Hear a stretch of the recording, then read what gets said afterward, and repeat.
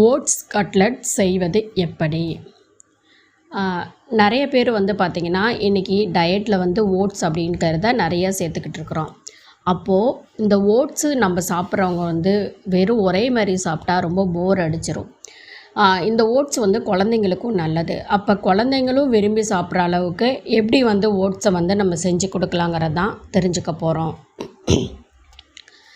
நீங்கள் இன்னும் இந்த சேனலை சப்ஸ்கிரைப் பண்ணாமல் இருந்தீங்கன்னா மறக்காமல் சேனலை சப்ஸ்கிரைப் பண்ணி பக்கத்தில் இருக்கக்கூடிய ஆல் பெல் சிம்பிளை ப்ரெஸ் பண்ணிக்கோங்க.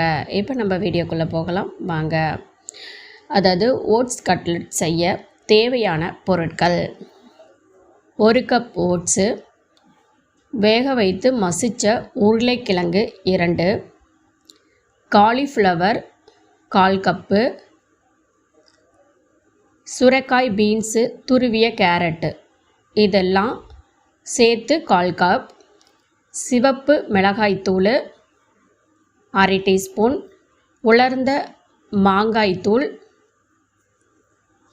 இது ஆப்ஷன் தான், இருந்தால் போடலாம், 1/2 டீஸ்பூன், பொடியாக நறுக்கிய கொத்தமல்லி 2 ஸ்பூனு, எலுமிச்சஞ்சாறு 1/4 ஸ்பூனு, உப்பு எண்ணெய் தேவையான அளவு, பிரெட் தூள் 1/4 கப் அளவு. ஓட்ஸ் கட்லட் செய்முறை விளக்கம்: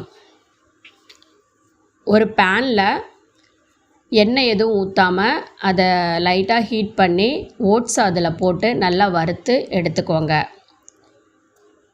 இதை ஒரு பெரிய பாத்திரத்தில் போட்டு அதில் காலிஃப்ளவர், மசித்த உருளைக்கிழங்கு, அந்த கட் பண்ணி வச்சுருக்கோம் இல்லைங்களா, அது எல்லாமே பீன்ஸு, கேரட்டு இதெல்லாம் போட்டு மிளகாத்தூள், அப்புறம் மாங்காய்த்தூள், கொத்தமல்லி, எலுமிச்சை சாறு, உப்பு, லைட்டாக ஒரு ஸ்பூன் அளவு எண்ணெய் போட்டு இந்த சப்பாத்தி மாவுக்கு பிசைகிறோம் பார்த்திங்களா, அந்த பதத்துக்கு நம்ம நல்லா இதை பிசைஞ்சு வச்சிடணும். இதை நீங்கள் என்ன ஷேஃபில் வேணாலும் நீங்கள் ரெடி பண்ணிக்கலாம். நீங்கள் ரவுண்ட் ஷேஃபு, குழந்தைங்களுக்கெல்லாம் வேறு விதமான டிஃப்ரெண்ட் ஷேஃப் இருந்துச்சு அப்படின்னா ரொம்ப பிடிக்கும். இந்த மாவை நல்லா அந்த மாதிரி பண்ணி வச்சுக்கோங்க. அதுக்கப்புறம் பிரெட் தூள் இருக்குது பார்த்திங்களா, அதில் நல்லா பெரட்டி எடுத்துருங்க. எடுத்துட்டு நீங்கள் தோசை கல்லில் போட்டு எடுக்கலாம், இல்லைன்னா எண்ணெயில் பொரிச்சும் எடுக்கலாங்க. அதாவது நீங்கள் எண்ணெய் ஊற்றி நீங்கள் தோசைக்கல்ல 2 பக்கமும் மாற்றி மாற்றி திருப்பி போட்டு எடுக்கலாம், இல்லை எண்ணெயில் போட்டு நல்லா பொரிச்சும் எடுக்கலாம்.